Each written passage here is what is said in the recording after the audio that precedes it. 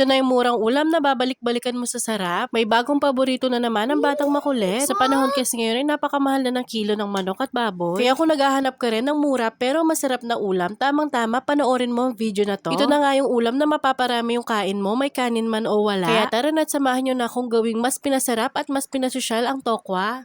Gagawa tayo ng tokwa nuggets.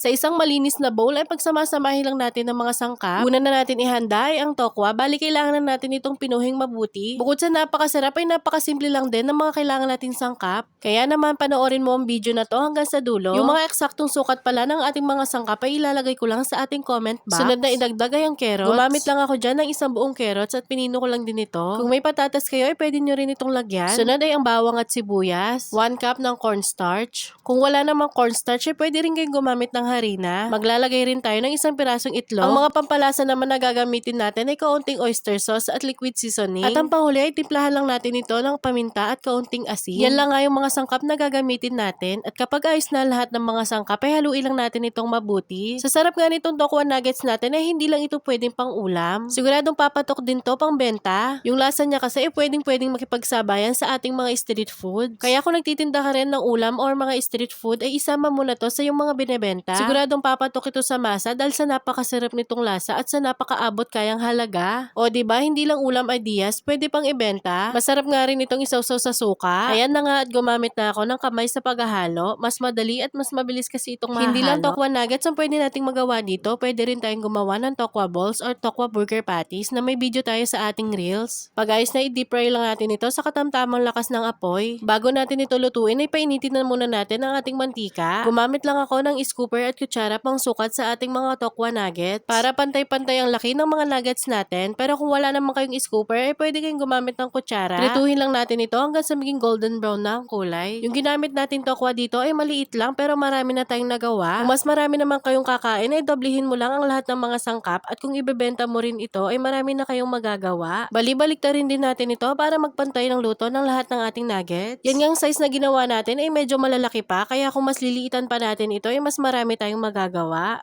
Ganun lang nga kadali at meron na tayong tokwa nuggets. Ready to serve na yan, kayo nang bahala kung anong sausawan ang gusto nyong ipares. Yung lasa talaga nito ay napakasarap, isa na nga rin ito sa mga naging paborito ko. Yung labas niya kasi ay napaka-crispy pag kinagat, pagkatapos naman sa loob ay napaka-lambot at napaka-juicy talaga. O diba parang kumain ka lang talaga ng nugget? Habang binibidyo ko nga yan ay hindi ko namamalayan na nakaka-4 na piraso na pala ako. Kaya subukan nyo na rin, sigurado ako mabubusog ka talaga sa sarap at magugustuhan mo yung lasa na magugustuhan ng lahat, lalong-lalo na mga bata. Syempre, man time na ni Kuya Uno, kanina pa nga niya yan hinihintay. Ang sabi niya kasi gusto niya ng fried chicken pero ang sabi ko wala na kaming budget. Kaya pinabili ko na lang siya ng tokwa. Tumingin lang din ako sa rep kung anong available na mga sangkap. Mabuti na lang nga at meron pang carrots at itlog. Ayan at nakagawa pa tayo ng tokwa nuggets. Sa sobrang sarap nga nito ay naparami ang kain namin. At ang sabi pa nga niya ay gusto niya itong pambaon. Kaya kung nag-iisip rin kayo ng pwedeng baunin ng mga bata ay pwede ito. O diba napakadali lang, may pang ulam ka na, pambaon at pwede pang ibenta.